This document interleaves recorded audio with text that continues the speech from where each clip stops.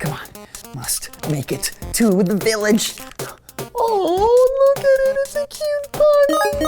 I will save you.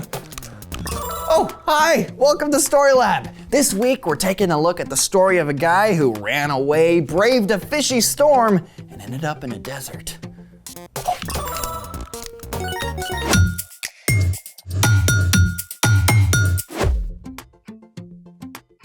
Hey, I'm Carter. And I'm Zeke. We're talking about how trusting and remembering that God is with you can help you handle whatever comes your way. And you look like you're ready to handle a snowstorm? Sandstorm. Well, it looks calm in here. I just added this new weather mod to my game and it got intense. There was this wild windstorm in the ocean biome, and I got tossed up onto a beach biome right in the middle of an old shipwreck. And then I had to brave a terrible sandstorm in a desert biome. I think I've got sandburn. More like eye strain. Plus, I ran out of food inventory immediately. My hunger bar is completely empty. I know what you need. Oh, a golden carrot? You need some real life. I'm thinking edible sand? Edible sand, what? Let's make it. Today, we're making edible kinetic sand. Oh, so ready. Step 1, mix up your dry ingredients, which include 1 cup of baking soda, ½ cup of cornstarch, ½ cup of sugar, and 1 tablespoon cream of tartar.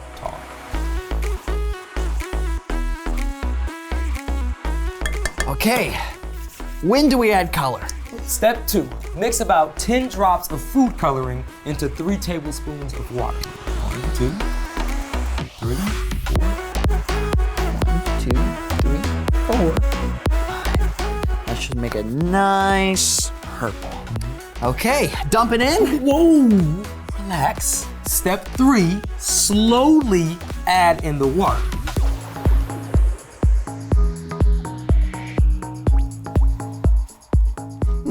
Still kind of crumbly. Well, a little water goes a long way. So at this point, we just add a tiny bit at a time until it's perfect. All right. Now mix that. You might need to use your hands. I'll try that. Oh, very calming. It's better than a virtual sandstorm, for sure. And I get to replenish my hunger bar.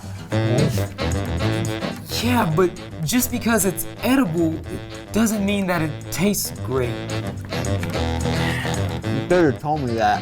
Would you have listened? Probably not.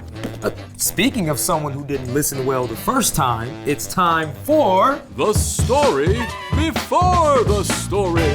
Today, we're in the book of Jonah. In the beginning, God created everything, including people. We had a perfect friendship with God. But people chose to turn away from God. They sinned, which caused a terrible curse that infected every heart and pulled people away from God. Everything was broken. But God loves us so much, He wanted to restore our relationship with Him. So God began an epic rescue plan. God chose Abraham and promised to bless the whole world through his family. Sometimes this family, God's people, followed Him. But often they turned to go their own way. For many years, the Israelites were ruled by kings. But after Solomon, the kingdom split in 2 parts. Many of the kings who followed led the people away from God. So God sent prophets to speak truth to these kings and even to other nations. Which is where our story starts. Take it away.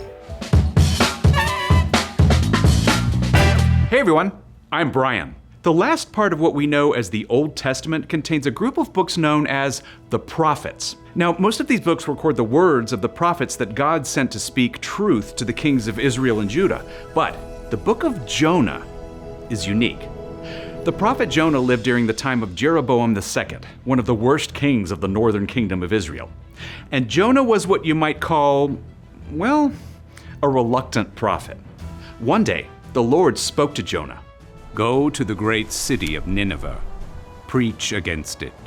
The sins of its people have come to my attention. Now, you should know that Nineveh was the capital city of Assyria, the big bad villain of Jonah's day. And as you can imagine, Jonah was not excited about taking a more than 500-mile road trip into the heart of enemy territory. In fact, Jonah decided to run away from God. Brilliant move, right?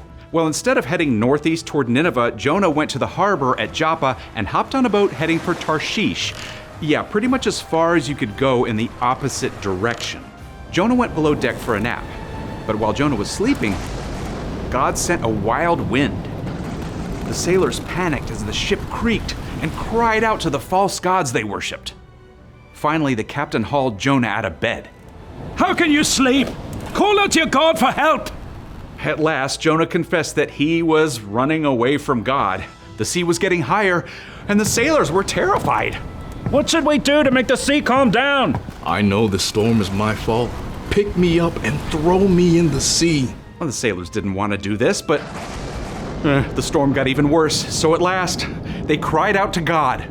Lord, don't hold us responsible for this man's life. Then they took Jonah and threw him overboard. Yikes. Right away, the sea became calm. But God wasn't done with Jonah. So God brought about a pretty wild plot twist by sending a giant fish to swallow Jonah whole. For 3 days and 3 nights, Jonah was stuck in the belly of that fish. And during this time, he finally cried out to God. When I was in trouble, I called out to the Lord and he answered me. I had almost drowned in the waves and I thought I had died. But you brought my life up from the very edge of death. At the end of 3 days, the Lord made that fish swim to shore and spit out Jonah on dry land. Ugh. Fish vomit. Can you imagine? But definitely better than being wedged inside a fish's stomach. I mean, come on.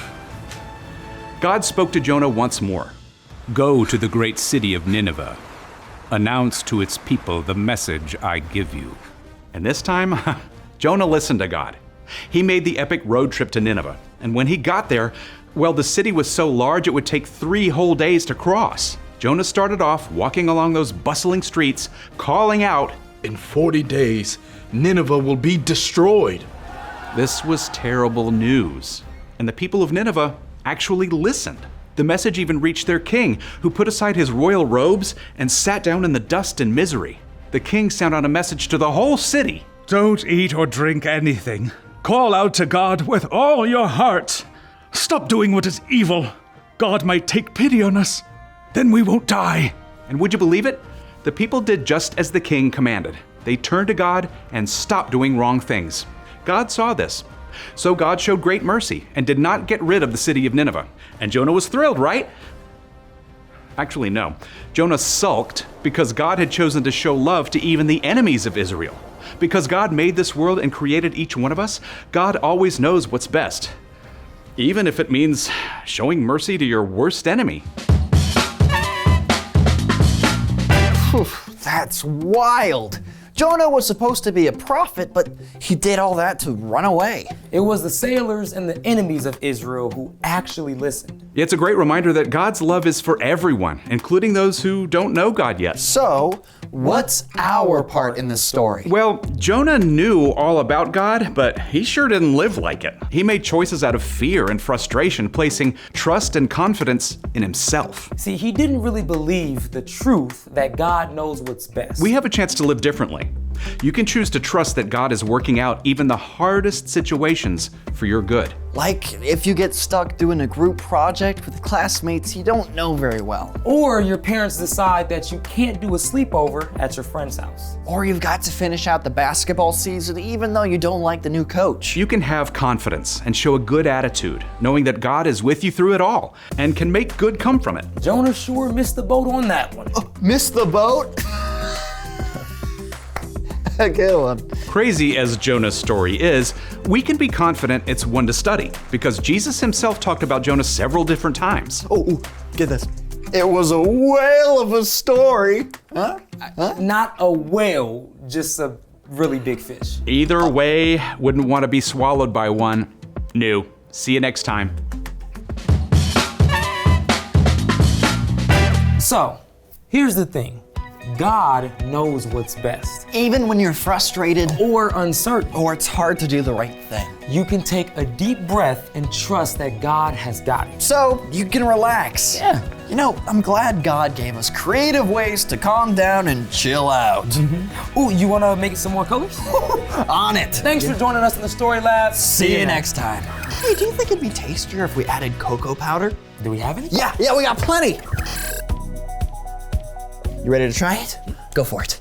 Oh, you're gonna mix it in? Yeah. You wanna leave it on top though, because that way it creates a nice No. layer.